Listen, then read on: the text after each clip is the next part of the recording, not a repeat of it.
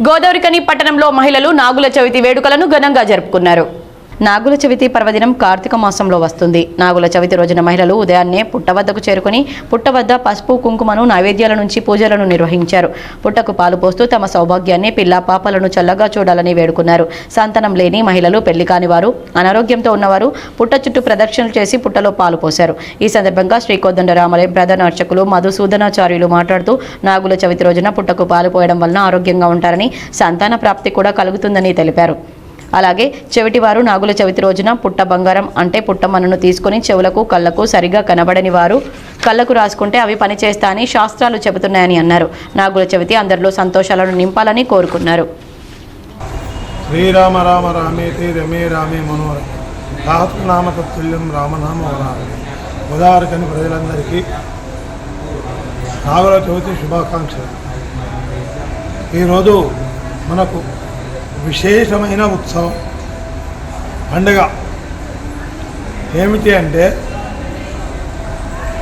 చవితి, నాగుల చవితి అని అంటారు. పూర్వకాలం నుండి కూడా ఇప్పటి వరకు ఎవరే కానీ కార్తీక మాసంలో శుద్ధమందు మనకు 4వ రోజున ఈ చవితి వస్తుంది. పుట్టకు పాలు పోసి నాగేంద్రుని ఆశీస్సులు తీసుకొని, ఎందుకంటే వంధ్యాదోషాలు అనేవి వస్తాయి. ఆ వంధ్యాదోషాలు అనేవి పోవాలంటే నాగేంద్రునికి ఖచ్చితంగా పూజలు చేయాలి.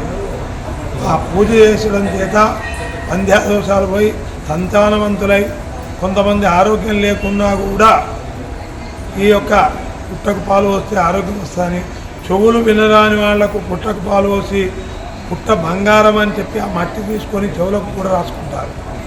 కొంతమంది కళ్ళు కూడా మచ్చగా అవుపడితే ఆ కొద్దిగా తీసుకొని పుట్ట బంగారం అని చెప్పి కళ్ళకు కూడా రాసుకుంటారు.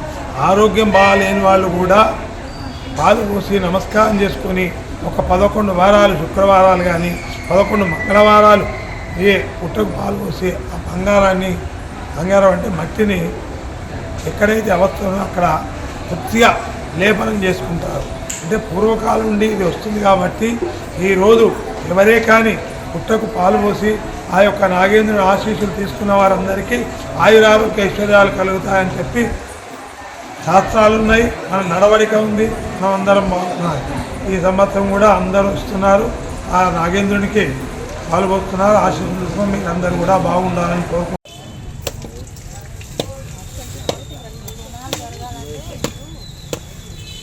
వార్తల్లో ఇప్పుడు ఒక చిన్న విరామం. అశోక్ హాస్పిటల్ గోదావరికని.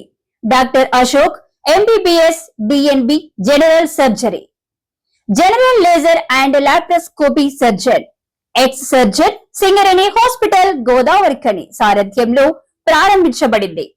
మా హాస్పిటల్ నందు రొమ్ముగడ్డలు, చీముగడ్డలు, కడుపులో నొప్పి, appendix, gall bladder, varicose veins, piles, fistula, కుటుంబ నియంత్రణ, కొవ్వు గడ్డలకు చికిత్స, ఆపరేషన్లు చేయబడును. లేజర్ ద్వారా అర్షములకి ఆపరేషన్, లాప్రోస్కోపీ ద్వారా గాల్ బ్లాడర్ సర్జరీ మా ప్రత్యేకత. అశోక్ హాస్పిటల్, పాత సాయి శ్రీనివాస హాస్పిటల్ బిల్డింగ్, పాత పోస్ట్ ఆఫీస్ ఎదురుగా, స్వతంత్ర చౌక్, గోదావరికని. Cell number 7680917248.